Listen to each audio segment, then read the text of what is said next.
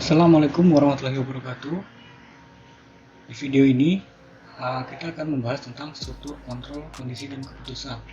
Nah, ini adalah materi keempat mata kuliah dasar komputer dan pemrograman. Konsepnya sama ya, ada materi dan ada praktisinya. Jadi kalian pahami dulu sedikit materinya. Nanti untuk agar lebih paham lagi ya, kita praktik. Nah, sebelumnya kita mengenal struktur kontrol dulu. Apa sih struktur kontrol itu? Nah, kalau dalam pemrograman, struktur kontrol adalah perintah dengan bentuk struktur tertentu yang digunakan untuk mengatur alur program. Visual Basic 6 mengenal dua jenis struktur kontrol, yaitu yang pertama, struktur kontrol keputusan. Nah, ini digunakan untuk memutuskan kode program mana yang akan dikerjakan berdasarkan suatu kondisi tertentu. Yang kedua, struktur kontrol pengulangan. Nah, ini digunakan untuk melakukan pengulangan kode program. Nah, akan dibahas pada pertemuan ini. Pertemuan selanjutnya, maaf. Jadi ada dua bentuk struktur kontrol keputusan, yaitu struktur if then. Ini akan kita bahas saat ini. Kemudian struktur select case akan dibahas pada materi selanjutnya. Untuk bentuk penulisan sintaks atau kodenya if then yaitu seperti ini. Yang pertama, if kondisi then kode program. Maksudnya apa? Jadi bila kondisi terpenuhi atau bernilai benar, maka kode program ini akan dikerjakan. Lanjut, bentuk yang kedua yaitu if kondisi then blok kode program 1, else blok kode program 2, and if. Nah, ini maksudnya jika kondisi terpenuhi atau bernilai benar, maka blok kode program 1 akan dijalankan. Tetapi bila kondisi ini bernilai false atau salah atau tidak benar, maka blok kode program 2 lah yang akan dikerjakan. Kira-kira seperti itu. Saya rasa sampai saat ini udah ada gambar. Jadi if then ini sebenarnya untuk kita mengontrol suatu kondisi tertentu. Ya, bisa juga misalkan si Budi, jika nilai Budi 20, maka dia tidak lulus, seperti itu kira-kira.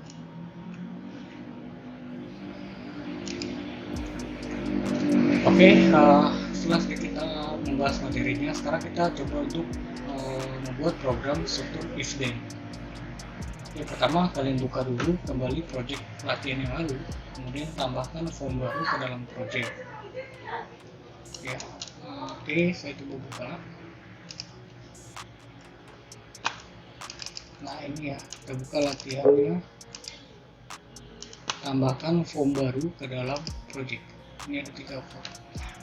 Nah, tambahkan form baru bisa kalian klik di sini add form ya, atau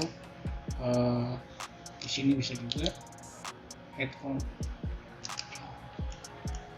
Ya, pilih yang ini, kemudian open. Jadi seperti ini ya. Oke. Jadi di jendela formnya itu ada komponen image, label, text box, dan command button. Nah, untuk setting propertinya kalian bisa lihat di table ini. Untuk form 5 propertinya yang dirubah adalah caption ya, dan startup dan lain sebagainya. Nanti kalian bisa lihat di sini. Sama kan seperti ini ya. Oke, nah setelah selesai jadi seperti ini, udah disetting juga propertinya, kemudian buka jendela kode pada bagian kode editor, maka ketikkan kode programnya seperti ini. Nah, ini di objek command 1 ya, tombol 1 dengan eventnya klik. Nah, ini eventnya klik, saat dia diklik maka kita buat kode atau kode ini akan dijalankan. Nah, ini program sederhana misalnya untuk login ya, untuk login ke dalam sebuah aplikasi. Oke, langsung saja kita buat ya. Pertama tambahin form dulu, itu add form. Nah, ini klik open. Oke, formnya udah muncul. Kemudian kita tambahkan satu komponen image atau objek image ya. Ini image di sini. Kemudian ada label, lalu ada text box,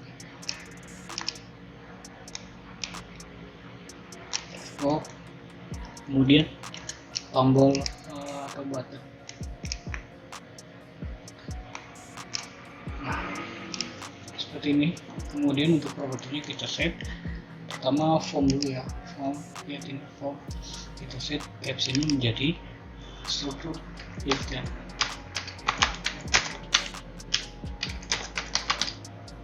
Nah, kita berubah, dan untuk startup posisinya kita atur jadi center. Nah, ini fungsinya nanti misalkan saat kita load program ini, dia akan munculnya di tengah. Kalau enggak, dia akan munculnya di sini kalau nggak kita terus jadi center. Ya bagus kan kalau program di atas. Nah, kemudian setelah formnya selesai, lalu image. Nah, image kita atur stretch-nya ini ya. Awalnya defaultnya false value-nya. Nah, kita atur jadi true.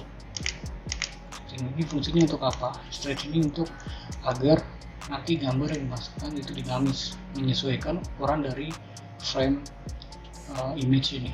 Kalau nggak kita atur jadi true, nah misalkan gambar kalian itu gede ya, nah jadi nanti dia akan gede, nggak bagus, jelek tampilannya. Kemudian kita masukkan picture-nya. Nah, untuk picture kalian siapkan aja ya. Nah, gambar itu ekstensinya JPG atau WMF. Sini saya udah nyiapin. Nah, ini ada WMF, .wmf atau .jpg. Kalian juga bisa gunakan JPG kalau nggak mempunyai .wmf. Nah, ini gambarnya. Oke. Kemudian untuk properti label kita rubah captionnya menjadi password.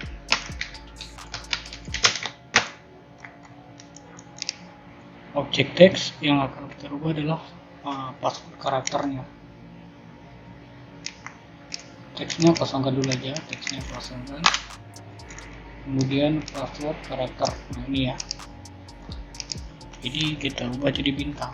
Ini fungsinya apa? Nanti misalkan kalau user input datanya itu akan dikonversi jadi bintang.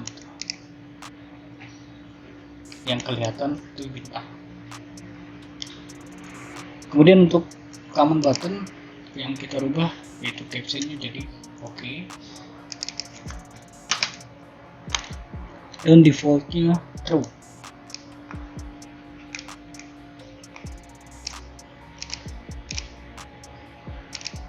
Oke. Nah, setelah jadi, nah ini udah jadi ya, seperti ini contohnya kira-kira. Nah, setelah jadi, kalian buka jendela kode ya, jendela kode, kemudian isikan kodenya pada objek command button ini, dan eventnya klik ya. Jadi saat command satu itu diklik, yang terjadi apa? Tekan if text 1 text sama dengan Nusantara ya.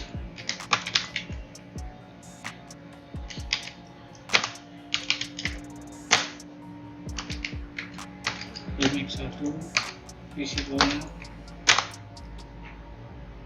true.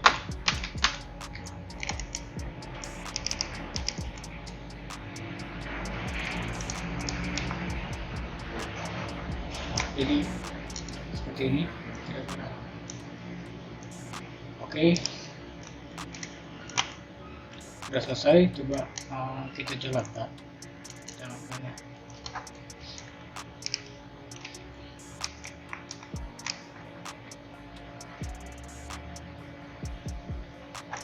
Nah, ini untuk saya lupa ya, untuk awalnya ini kita setting image ini visible-nya kita setting false dulu saja. Oke. Nah, sekarang kita coba jalan. Jangan lupa atur dulu startup objeknya, pilih form part. coba. Nah ini kan image-nya visible-nya masih false. Misalkan saya ketikkan Rhino, nah ini tidak terjadi apa-apa, atau oke. Lihat ini bintang ya, tadi kita ada setting bintang, jadinya yang tampil bintang. Nah coba saya ketik Nusantara, Nusantara. Nah muncul ya gambarnya kalau inputnya Nusantara.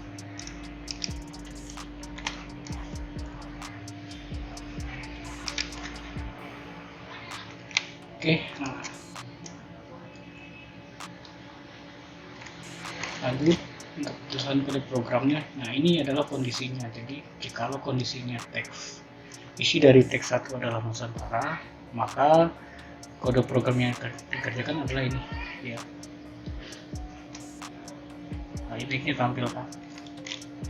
Nah sekarang coba kita modifikasi kode programnya menjadi sebagai berikut ini ya. Nanti coba kita modifikasi. Oke, kita coba modif ya. Image 1 visible true.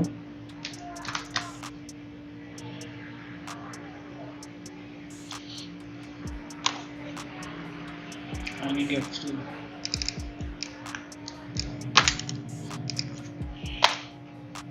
Kemudian teks 1 ini false.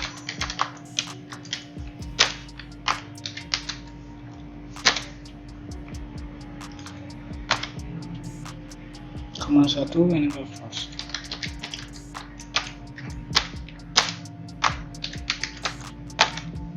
Else kita kasih satu pesan dengan misexport, passwordnya salah misalkan.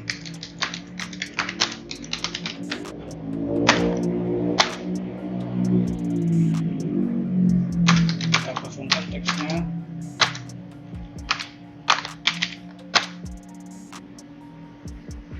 Teks 1 save focus. Jangan lupa absen ya, seperti ini. Oke, nah coba kita jalanin lagi. Misalkan saya ketik Rhino. Nah kalau lain dari Nusantara apapun itu, maka dia akan muncul pesan yaitu passwordnya salah.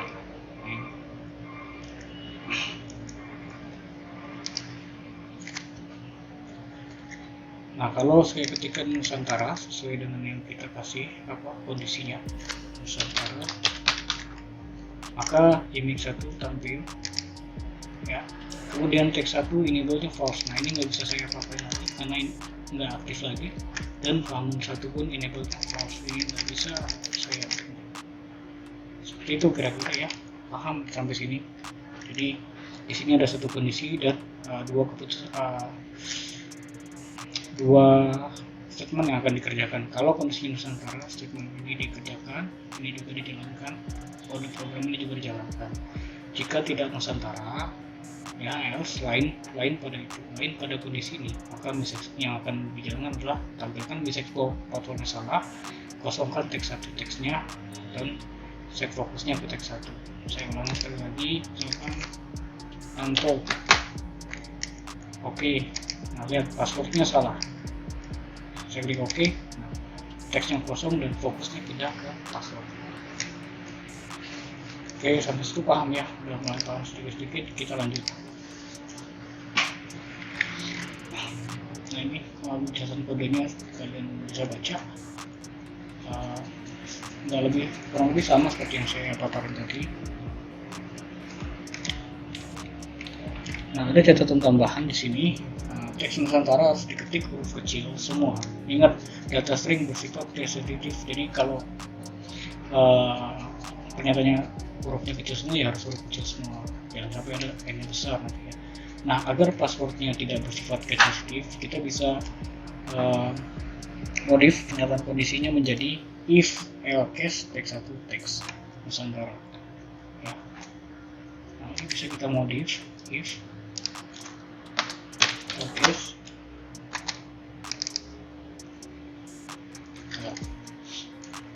case teks satu teks.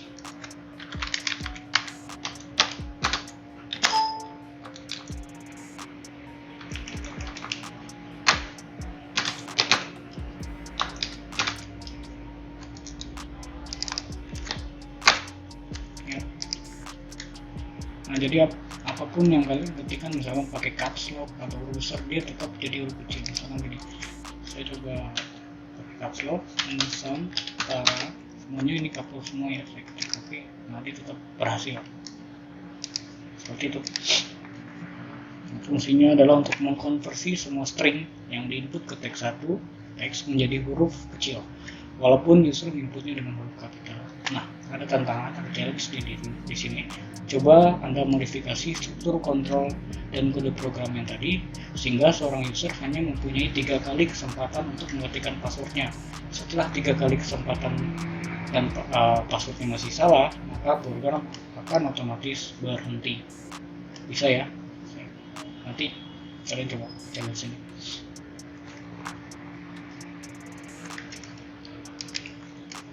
Lanjut, ada percabangan if then else. Percabangan berdasarkan kondisi suatu variabel atau nilai dalam pemrograman VB dinyatakan sebagai perintah if kondisi dan keputusan kondisinya lain. Jika ini, maka yang dilakukan adalah keputusan kondisi lain. Penulisan percabangan seperti di atas disebut dengan kondisi dan keputusan. Ya, dalam pengertian yang umum bisa dikatakan jika memenuhi kondisi, maka lakukan proses keputusan untuk kondisi benar. Jika tidak, lakukan proses keputusan untuk kondisi yang salah. Seperti tadi ya. Ini ada contohnya. Jika bilangan habis dibagi 2, maka bilangan ini adalah bilangan benar. Jika tidak, bilangan itu adalah bilangan ganjil. Jika bilangan modulus ini adalah suatu fungsi untuk menentukan hasil sisa bagi, sisa dari bilangan. If bilangan mod 2 sama dengan 0, ya, maka bilangannya adalah 0. Jika tidak, bilangan adalah ganjil. Itu ada contoh kedua. Jika peminjaman lebih dari 7 hari, maka dikenakan denda sebesar 2.000 yang dituliskan dengan if peminjaman lebih dari 7, maka dendanya 2.000. Lain dari kondisi ini, ya, maka keputusan ini yang diambil. Jadi dendanya 0. Ini. Nah, ini lanjut. Ada sebuah contoh aplikasi membuat aplikasi untuk menentukan apakah bilangan yang dimasukkan adalah bilangan ganjil atau genap. Ya, kalian buat project baru. Nah, ini form 1, bukan form 1 ya, form selanjutnya berarti form 5 ya, form 5. Nah, tambahkan komponen-komponen 2 label, 2 text box, dan 1 command button. Pada label 1 isi property captionnya dengan bilangan, pada label 2 isi property captionnya dengan keterangan. Pada semua text box kosongkan property text. Nah, ini ternyata seperti ini ya, sesuai dengan urutan ini. Oke. Kita coba aja biar nggak bingung. Kita close dulu, kita tambahin form baru, form 5 ya. Oke. Nah, kemudian ada 2 label di sana.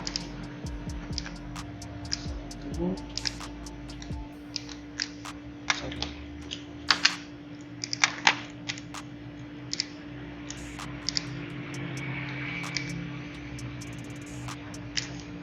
Dua. Ini ada 2 text box.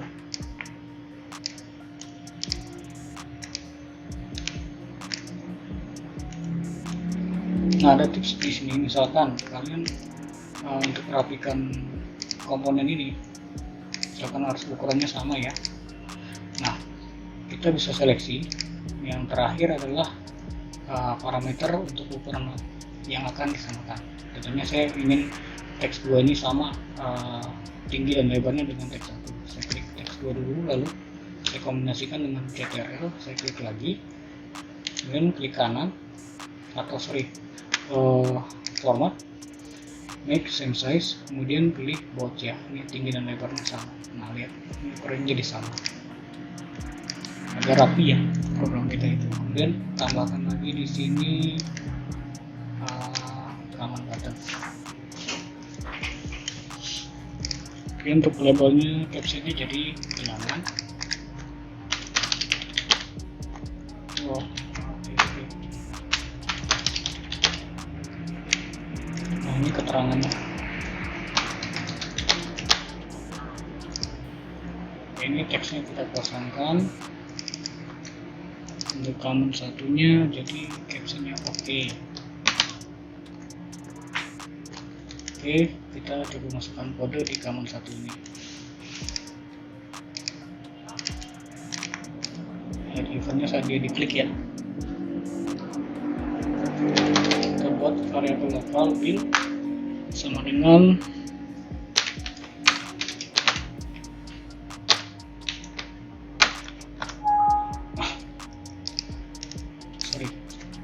teks 1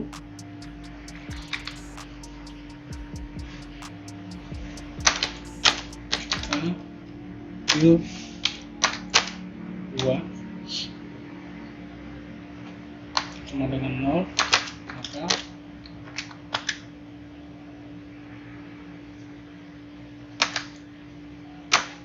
keterangan sama dengan 6.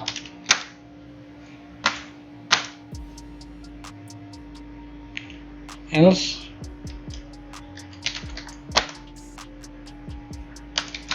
keterangan sama dengan ganjil. Lalu if teks 2 teksnya adalah keterangan. Gitu ya. Jadi bill ini adalah sebuah variabel lokal yang kita buat langsung di dalam sub kode command 1, yaitu dia menampung isi dari teks 1. Kemudian jika bill atau bill ini tadi isi dari teks 1 modul hasil pembagiannya adalah 0, maka keterangannya adalah genap. Lain dari kondisi ini, keterangannya adalah ganjil. Seperti itu kira-kira. Nah coba kita run dulu ya. Ini kita tutup di form 5, lalu oke. Kita run. Nah ini startupnya saya belum atur, jadi 2. Nah ini di tengah, misalkan bilangan 5. Oke, nah ini ganjil ya, karena sisa baginya 5, 22, ini sisanya adalah 1, jadi ganjil. Kalau 2, nah ini genap. 8 genap, 7 ganjil, 195 ganjil, 200. Nah seperti itu kira-kira ya. Oke, ini saya close, kita lanjut. Nah ada contoh aplikasi lagi ya.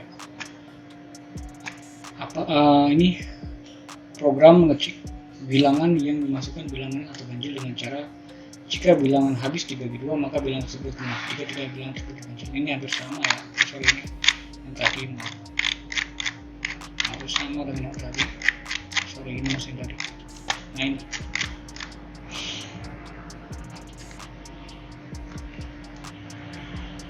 lalu percabangan dengan if, then, else berantai. Nah, berantai ya, jadi banyak nih suatu kondisi. Percabangan nggak harus hanya memiliki satu kondisi aja, bisa juga percabangan memiliki banyak kondisi dengan banyak proses keputusan juga. Hal ini sering dinamakan dengan percabangan berantai.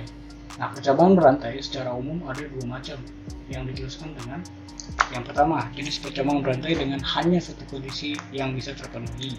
Jadi hanya satu kondisi yang bisa terpenuhi. If kondisi 1, then keputusan dalam kondisi else. Nah ini lain dari kondisi, maka ini akan dilakukan sama seperti contoh di atas tadi.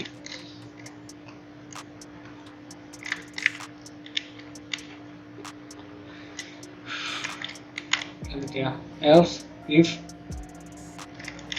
else if kondisi 3, maka jalankan keputusan dalam kondisi 3.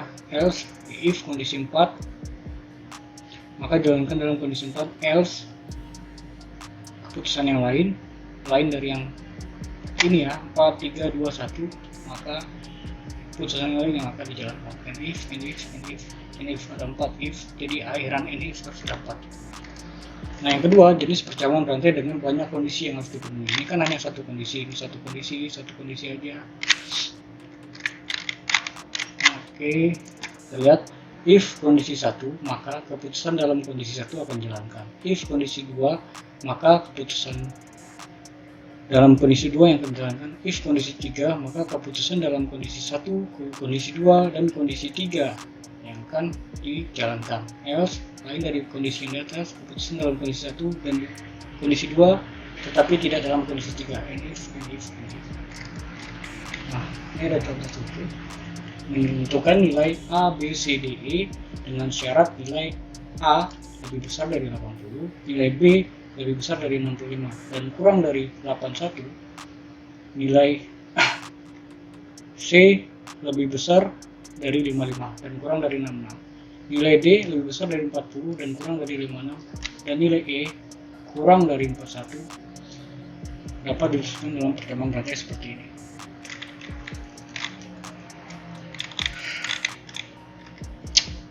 If nilai lebih kecil dari 41, maka nilainya E. Else, if nilai lebih kecil dari 56, maka nilainya D. Else, if nilai lebih kecil dari 66, maka nilainya adalah C. Else, if nilai lebih kecil dari 81 dan nilai huruf sama dengan D. Else, nilai huruf sama dengan and if. Ini ada contoh 8. Sebuah perusahaan memberikan hadiah dan bonus pada karyawan yang jam kerjanya di atas 40 jam per minggu dan tidak pernah terlambat dalam 1 bulan. Karyawan yang jumlah jamnya di atas 40 per jam per minggu mendapat bonus sebesar 25.000 per kelebihan jamnya. Dan bila dia tidak juga pernah terlambat, akan mendapatkan hadiah berupa 10% dari gaji pokoknya. Percabangan bersyarat untuk kejadian ini dapat kita tuliskan dengan script seperti ini. If jumlah jam lebih besar dari 40, maka kelebihan jam sama dengan jumlah jam dikurang 40, dapat bonus 25.000 dikali kelebihan jam ini. Kemudian jika terlambat sama dengan 0, maka hadiah sama dengan 10% dikali gaji pokok. NF.